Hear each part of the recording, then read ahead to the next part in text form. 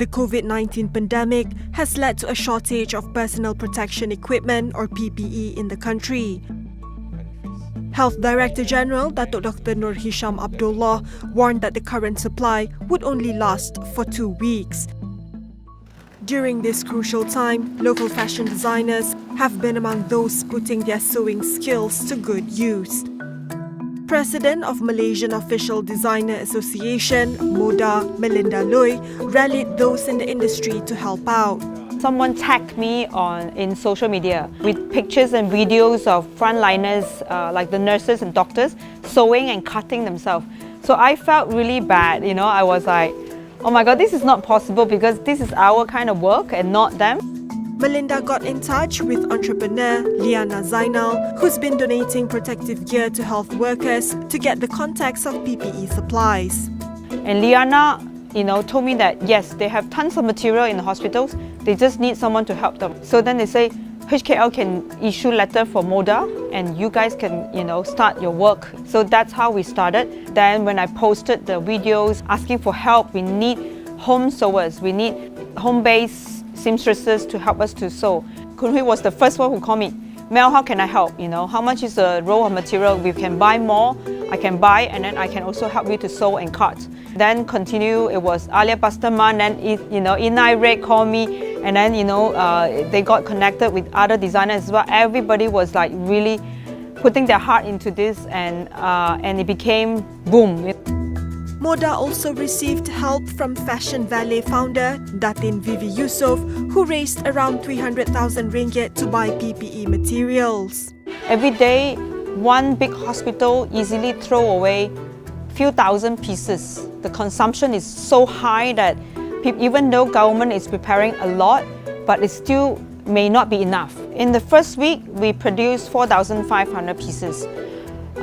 We sent to different hospitals, mainly to HKL, and because HKL is the main hospital where they can also distribute to other hospitals. It's the second week now, probably we have already doubled the numbers. We aim to produce 100,000 pieces by end of this month, hopefully. To date, MODA has around 60 designers and home sewers. Designer Ki Eng's factory makes PPE gowns as well as safety jumpsuits for frontliners. This material have two type of material. One type is non-woven. Okay, one type is a waterproof. Like this one is a waterproof. So waterproof is more safe. So I'm doing the gown and the head and the catsuit, and I doing the jumpsuit as well. But this jumpsuit is more waterproof, more safety, like this. For the doctor. Start, I not much people to do because first thing I need make sure my staff safe and clean. I have 2 cutter to doing. Then I have to cut as well. One day I can cut few hundred to few thousand pieces. Then in sewing, and one day I can sewing around like 300 to 500 pieces. Fashion label in Irad was approached by Selayang Hospital for their service. My workforce consists of like 20 staffs altogether, but because I've got 2 separate workshops in Plaza Damas, so what I do is I get them to work by rotation. The first batch that we received from MODA, we managed to get it done within slightly short than 3 days. And that was also successfully delivered to HKL. And then the second batch came from Hospital Selayang, from the ICU department. They themselves delivered the goods to us. So Hospital Selayang sent me 4 big rolls, so that could produce actually about 400 full set here. Mimpi Kita founder Nurul Zulkifli encouraged her team of young workers to seize the opportunity to serve their country.